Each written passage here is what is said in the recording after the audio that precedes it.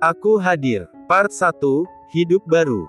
Di sebuah kota kecil tempat Amy Bonnie menempuh pendidikan terakhirnya, gadisi itu sengaja memilih kampus yang berada di luar kota agar bisa jauh dari keluarganya. Sang ayah memutuskan menikah lagi sejak kepergian ibunya 5 tahun yang lalu. Ibu tirinya membawa seorang anak hasil dari suami pertamanya. Pada awalnya wanita itu sangat baik padanya, dia memperlakukan Amy sama baik dengan putri kandungnya sendiri. Tapi semakin lama ibu dan saudara tirinya semakin menjadi. Mereka bahkan tidak menghargainya lagi sebagai anggota keluarga. Dan sayangnya Amy terlalu pengecut untuk melawannya, dia tak ingin ayahnya bersedih karena mengetahui wanita yang telah dinikahinya adalah setan berwajah malaikat. Di kota kecil ini dia harus menghidupi dirinya sendiri. Beruntung karena kepandaiannya dia bisa kuliah dengan jalur beasiswa hingga tak harus menanggung beban yang tak terlalu berat.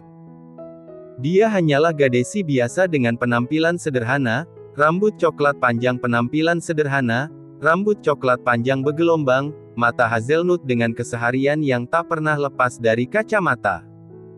Tapi gadisi itu merasa beruntung walau kisah hidupnya tidaklah indah seperti gadisi lain, tapi masih ada seseorang yang mau berada di sisinya. Pria itu bernama Grayson, seorang putra pengusaha yang sama-sama menempuh pendidikan di kampus yang sama. Pria itu dulu dengan tiba-tiba menyatakan rasa cintanya pada Amy. Dan jujur saja untuk seorang gadisi yang tak sekalipun dekat dengan seorang pria, hal itu adalah sangat indah. Akhirnya ada seorang pria yang mau berbagi dengannya. Walau menjalani hubungan yang tidak biasa, tapi Amy tetap berusaha berpikir positif. Mungkin saja kelas bisnis dan manajemen memang sesulit itu. Sebagai putra pengusaha pasti ia mempunyai beban tersendiri karena suatu saat akan memegang sebuah perusahaan sendiri, seluruh nasib para pekerja ada di tangannya. Tak sekalipun San mau menitiga entuhnya walaupun itu hanya sekedar ataupun bergandengan tangan. Mereka hanya akan sekedar berbicara jika bertemu itu pun dengan San yang terlihat sangat malas berbicara. Pria itu menjaga jarak darinya. Ingin sekali Amy bertanya apakah San benar-benar mencintainya, tapi itu selalu saja urung ia lakukan karena dia tak punya keberanian. Dia takut kekasihnya itu tersinggung atau malah marah padanya. Seperti siang ini ketika Amy memberikan bekal untuk Jake, pria itu menerimanya dengan wajah yang datar dan langsung melangkah pergi. San, kau ingat malam ini kan? Aku tunggu kau di apartemen, kata Amy berharap jika San ingat jika malam ini adalah malam anniversary hubungan mereka yang ke-3 tahun. Pria itu tetap berjalan tanpa menoleh ke belakang tapi suaranya masih bisa didengar dengan jelas oleh gadisinya. Aku sibuk malam ini, jangan ganggu aku. Aku sibuk malam ini, jangan ganggu aku. Kau dengar itu? Jangan berani-beraninya kau menggangguku. Amy tertunduk lesu, ternyata pria itu tidak ingat momen paling bahagia di hidupnya itu. Momen ketika San mengatakan isi hatinya untuk pertama kali. Setelah menghela nafas agar bisa sedikit lebih tenang Amy melangkah ke kelasnya. Dia sangat suka mengamati lingkungan sekitarnya jadi dulu ia putuskan untuk mengambil kelas psikologi, beberapa bulan lagi dia akan menyelesaikan dan juga akan mendapat gelarnya. Hai Em, masih kamu kasih bekal lagi pada itu monster? Seorang gadisi dengan gaya pakaian modis terlihat mendekatinya. Dia Ella, sahabat Amy yang juga mengambil kelas psikologi di kampus itu. Dari awal mereka bersahabat walau hanya hidup mereka sangat jauh berbeda. Gaya hidup Ella terlihat hedonis, semua yang menempel di tubuhnya adalah barang-barang dengan harga yang sangat mahal. Kabarnya untuk menuruti gaya hidupnya gadisi itu rela menjadi wanita panggilan. Tapi Amy tak pernah mempedulikan hal itu karena hanya Ella yang benar-benar tulus berteman dengannya. Sahabatnya itu tidak pernah menyukai San, Ella selalu berkata jika San adalah pria tidak waras yang berkeliaran dengan memakai topeng pangeran tampan yang baik hati. Kasihan jika harus selalu makan junk food, bukannya masakan rumahan lebih sehat. Sahut Amy dengan senyum ramah seperti biasanya. Aku yakin si Bre Asterisek itu tidak pernah memakan bekal yang kau buat untuknya. Aku pernah melihatnya membuang sesuatu di tong sampah area gedung belakang, dan itu pasti isi kotak bekal buatanmu. Jangan berprasangka buruk, San selalu berkata masakanku enak. CKK, ayo kita ke kelas sebelum dosen kilar itu berteriak di telinga kita. Kata Amy menarik tangan sahabatnya agar cepat masuk ke ruangan kelas. Menjelang sore mereka baru menyelesaikan tugas mereka di kampus. Sebelum pulang Amy mengajak Ella lewat ke gedung kelas bisnis dan manajemen, dia sudah bahagia hanya dengan melihat kekasihnya dari kejauhan. Kenapa harus sembunyi-sembunyi sih? Baru kali ini aku melihat cara berpacaran aneh seperti kalian ini. Katanya pacaran tapi boro-boro bem 3 seraan, berbicara saja selalu seadanya. Gerutu Ella yang melihat San sedang berjalan menuju area parkir bersama teman-temannya. Pria itu menjadi pribadi yang berbeda ketika bersama teman-temannya. San terlihat bahagia dan tertawa lepas saat berbincang dengan mereka. Tapi langkah kedua gadisi itu terhenti ketika melihat San berhenti di depan sebuah tong sampah. San mengambil kotak bekal dan membuang semua isinya, dan aksinya itu membuat beberapa temannya tertawa. Kenapa tidak kau tolak saja pemberian gadisi culun itu? Mau-maunya kau menjadi kekasihnya, bisa-bisa siol 7 turunan 7 tanjakan jika kau terus bersamanya. Celetuk salah seorang teman yang berdiri di sisi San. Dia benar. Sahut teman yang lainnya dengan masih terbahak. CKK bukan urusan kalian. Nanti malam jangan lupa datang ke tempat biasa. Tanpa pria itu tahu ada hati yang terluka, dua gadisi di belakangnya mendengar dan melihat semuanya. San melupakan anniversary hubungan mereka hanya karena ingin keluar bersama teman-temannya. Tak ada air mata yang menetes tapi Ella tahu semua yang terjadi pasti sangat menyakiti sahabatnya. Sudah kau lihat dengan jelas kan? San adalah pria bre***sek. Part 2. Pengkhianatan.